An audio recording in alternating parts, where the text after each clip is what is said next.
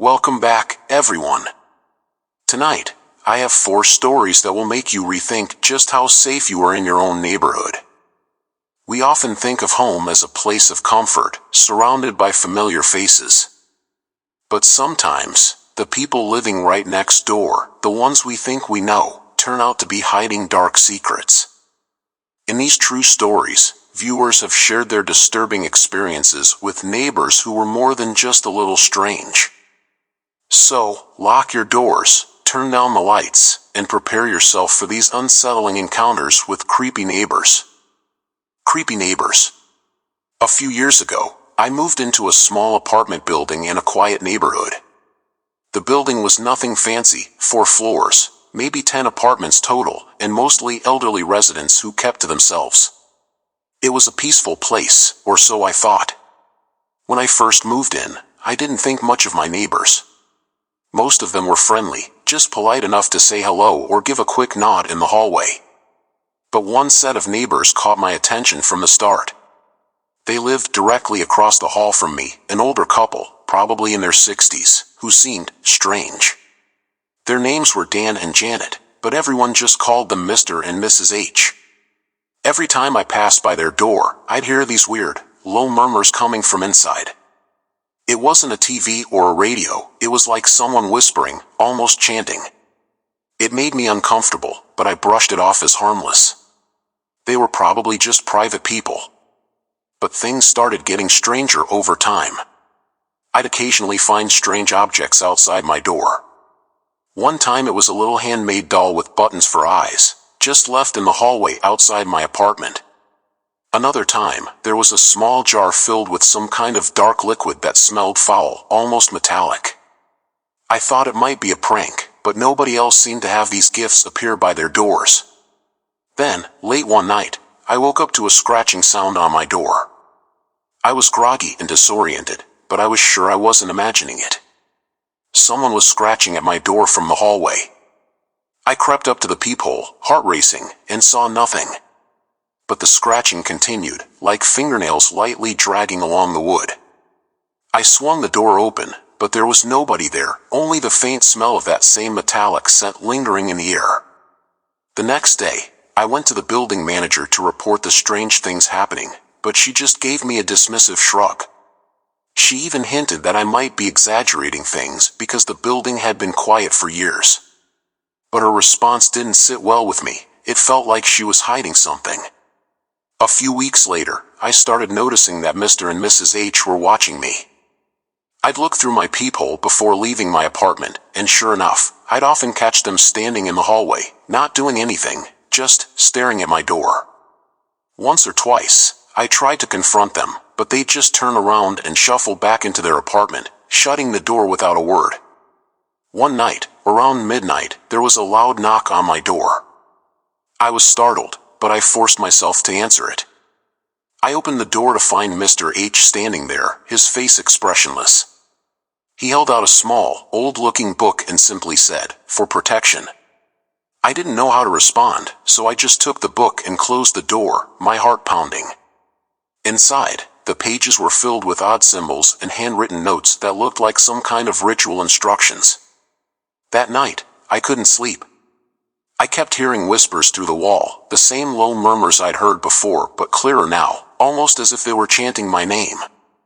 I felt paralyzed with fear, lying there in the dark, wondering what the couple was doing in their apartment. A week later, the building was quiet again. It was as if the whole thing had been a strange dream. But I couldn't shake the feeling that Mr. and Mrs. H were still watching me. One day, I decided I'd had enough. I packed up and moved out, breaking my lease early just to get away from whatever was going on in that place. Months later, I found out that Mr. and Mrs. H had passed away. According to the local news, their bodies were found in their apartment in a bizarre state, with symbols painted on the walls and strange objects scattered around. The police didn't release details, but they mentioned unusual circumstances. I never went back to that building, and I never wanted to know what exactly was happening behind their door. To this day, I still think about those whispers and the odd things left outside my door. Some nights, I wake up and almost expect to hear that scratching on my door again. and the memory of Mr. H's last words to me, for protection, still haunts me. Second story, the neighbor with the basement. A couple of years ago, I rented a small house in a quiet suburban area. It was perfect for me, a simple place with a small yard, close enough to work but far enough to feel peaceful. My neighbors mostly kept to themselves, but there was one house that always caught my attention. It was directly across from mine, a larger home with an old-fashioned look, where an elderly man named Mr. lived. Mr. L was a reclusive guy, rarely seen during the day. I only caught glimpses of him at odd hours, usually at dawn or late at night, when he'd shuffle out to his car, dressed in dark clothing, and drive off without making eye contact. His house had these dark, heavy curtains that never opened, and his yard was overgrown, almost like he wanted his property hidden. One evening, I got home late from work, and as I parked, I noticed that Mr. L's basement window was partially open, something I'd never seen before. Curious, I glanced over, and for a second, I thought I saw something, maybe just a shadow, but it looked like someone was standing there, watching me from the basement. I looked again, but by then, the window was closed. A few days later, I started hearing odd sounds coming from his house. I'd hear muffled thumps and strange scraping noises in the middle of the night, sounds that didn't fit with the quiet neighborhood vibe. I tried to brush it off as my mind playing tricks, but it happened almost every night. One night, I convinced myself it was probably animals in the attic or maybe some kind of renovation he was doing in secret. But then, something happened that I couldn't ignore. I woke up around 3 a.m. to loud banging sounds coming from Mr. L's house. It sounded frantic, like someone was pounding on a door or a wall. I looked out my window, and I could see the light in his basement flickering. The banging continued, and now I could hear muffled voices, almost like someone was yelling, but it was hard to make out. After what felt like an eternity, the noise stopped. The light in the basement went out, and everything was quiet again. I lay in bed, my heart racing, trying to decide if I should call the police. But eventually, exhaustion took over, and I fell asleep. The next morning, I decided to confront Mr. L. I walked over to his house and knocked on the door. After a few moments, he opened it just a crack, peering out with a cold, unreadable expression. Before I could say anything, he mumbled something about working on a project and shut the door in my face. Days went by, and I kept seeing more odd things. Once, I spotted him carrying large, black garbage bags from his basement to his car. Another time, I thought I saw someone else in his window, but it was too dark to make out details. The sounds continued, though, bangs, scratching, and sometimes, what sounded like muffled cries. One night, I finally decided to call the police. I told them about the noises, the bags, and how I hadn't seen anyone else go into or out of his house. When the officers showed up, Mr. L opened the door with his usual calm expression, answering their questions with a level of composure that sent chills down my spine. After a quick inspection, the police told me everything was fine and that I should try not to disturb my neighbors. Not long after, I started getting letters in my mailbox. They weren't signed, but they were filled with strange messages, like, "Stop watching and stay out of things that don't concern you." One letter even contained a note that simply read, "Keep your doors locked at night." After that, I avoided Mr. L at all costs. Eventually, I decided to break my lease early and move out. Just before I left, I heard that the police had been called to his house again, but this time, they found the basement door locked with no key in sight. A few days after that, the house was completely empty, as if Mr. L had vanished without a trace. To this day, I still wonder what was going on in that basement. Third story, the woman upstairs. I lived in a small apartment building for a few years after college. It was an old, creaky place with thin walls, but it was affordable and close to work, so I didn't mind the minor inconveniences. My neighbors were mostly young professionals like me, except for one person, the woman who lived directly above me. I'd only seen her once when I moved in. She was an older lady, probably in her 70s, with long, graying hair that she wore loose, almost covering her face. She moved with a strange, jerky motion, as if each step was difficult. When we passed each other in the hallway that day, she didn't say a word, just gave me a blank stare and shuffled off. At first, I didn't notice much about her, but after a while, strange noises started coming from her apartment. Every night around 2 or 3 a.m., I'd hear heavy footsteps pacing back and forth. It sounded like she was dragging something across the floor, a slow, rhythmic thud that continued for hours. It was unsettling, especially considering her age. I kept thinking, why would she be up at this hour, and what could she be dragging? One night, I woke up to the sound of her footsteps right above my bedroom. It was the same dragging noise, but louder and more intense, almost like she was deliberately stomping. I couldn't ignore it anymore, so the next day, I decided to check on her, worried that maybe she was hurt or needed help. I went up and knocked on her door. There was no answer, so I knocked again, louder this time. Just when I was about to leave, I heard soft shuffling behind the door. A few seconds later, the door creaked open just a few inches, and I could see her staring at me through the gap, her eyes wide and unblinking. "Are you all right, ma'am?" I asked, trying to keep my voice steady. She didn't say anything, just kept staring at me with this blank, almost haunted expression. After a few seconds of silence, she closed the door without a word. The whole interaction left me feeling uneasy, but I convinced myself she was probably just lonely and kept to herself. A few nights later, the noises got even worse.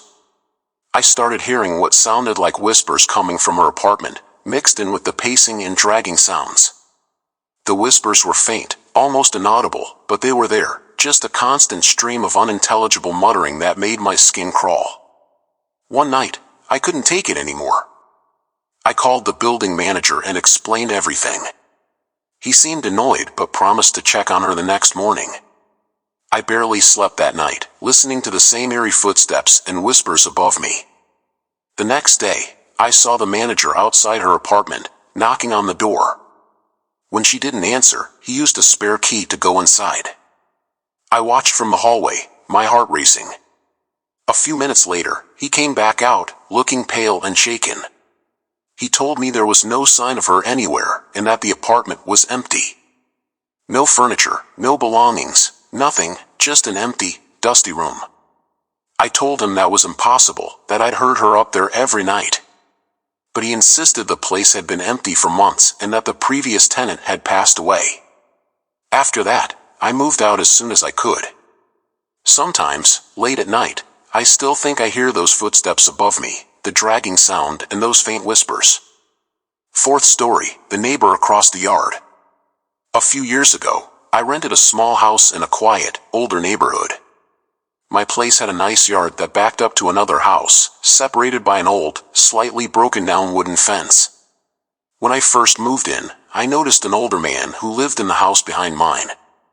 He was always out in his yard, usually sitting on a rusty lawn chair facing my direction.